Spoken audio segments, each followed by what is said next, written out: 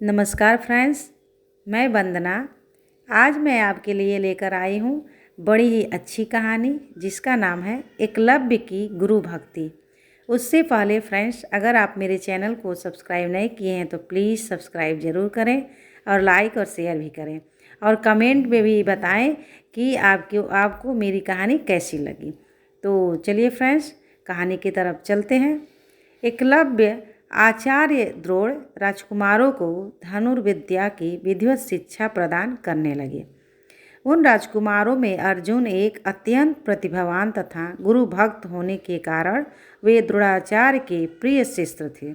द्रोणाचार्य का अपने पुत्र अश्वत्थामा पर भी विशेष अनुराग था, इसलिए धनुर्विद्या में वे भी सभी राजकुमारों में अग्रणी थे। किंतु अर्जुन अश्वत्थामा से भी अधिक प्रतिभावान थे। एक रात्रि को गुरु के आश्रम में जब सभी शिष्य भोजन कर रहे थे, तभी अकस्मात हवा के झोंके से दीपक बुझ गया।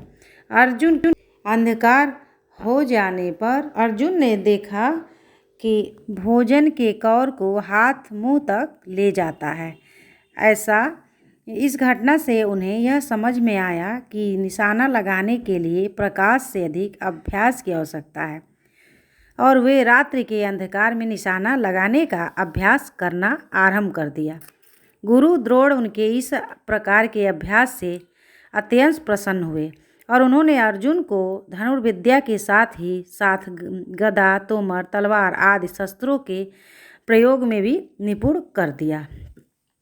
उन्हीं दिनों हिरण्य धनु नामक निषाद का पुत्र एकलव्य भी धनुर्विद्या सीखने के उद्देश्य से द्रोणाचार्य के आश्रम में आया, किंतु निम्न वर्ण का होने के कारण द्रोणाचार्य ने उन्हें अपना शिष्य बनाना स्वीकार नहीं किया। निराश होकर एकलव्य वन में चला गया। उसने द्रोणाचार्य की एक मूर्ति बनाई और उस मूर्ति को गुरु मानकर धनुर्विद्या का अभ्यास करने लगा। एकाग्रचित्त हो से साधना करते हुए अल्पकाल में ही वह धनुर्विद्या में अत्यंत निपुण हो गया। एक दिन सारे राजकुमार गुरु द्रोण के साथ आखेट के लिए उसी वन में गए जहाँ पर एकलव्य आश्रम बनाकर धनुर्विद्या का अभ्यास कर रहा था। राजकुमारों का कुत्ता भटक कर एकलव्य के आश्रम में जा पहुँचा। एकलव्य को देखकर वह भौंकने लगा। इससे क्रोधित होकर एकलव्य ने उस कुत्ते को अपना बाड़ चला कर उसके मुंह को बाड़ों से भर दिया। एकलव्य ने इस कौशल से बाड़ चलाए थे कि कुत्ते को किसी प्रकार की चोट नहीं लगी, किंतु बाड़ों से बिंध जाने के कारण उसका भौंकना बंद हो गया। कुत्ते के लौटने पर जब अर्जुन ने धनुर्विद्या के उस कौशल को देखा तो द्रोणाचार्य से बोले, हे गुरुदेव, इस कुत्ते के मुंह में जिस कौशल से बाढ़ चलाए गए हैं उससे तो यही प्रतीत होता है कि यहाँ पर कोई मुझसे भी बड़ा धनुर्धर रहता है। अपने सभी शिष्यों को लेकर द्रोणाचार्य एकलव्य के पास पहुँचे और पूछे, हे वत्स, क्या ये बाढ़ तुम ही ने चलाए हैं? एकलव्य के स्वीकार करने पर उन्होंने पुनः प्रश्न किया, तुम्हें धनुर्विद्या की शिक्षा देने वाले कौन हैं? एकलव्य ने उत्तर दिया, गुरुदेव, मैंने तो आपको ही गुरु स्वीकार करके धनुर्विद्या सीखी है। इतना कहकर उसने द्रोणाचार्य की उनकी मूर्ति के समक्ष ले जाकर खड़ा कर दिया। द्रोणाचार्य नहीं चाहते थे कि कोई अर्जुन से बड़ा धनुर्धारी बन पाए।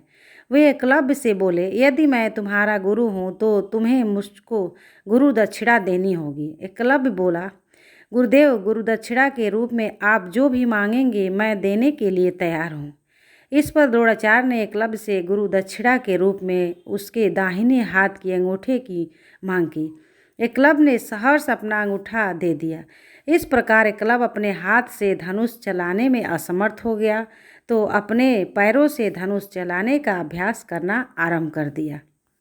फ्रेंड्स, अब कहानी यहीं समाप्त होती है। फिर मिलेंगे नई कहानी के साथ। तब तक के लिए आपका बहुत बहुत धन्यवाद एंड पूरा वीडियो देखने के लिए थैंक यू।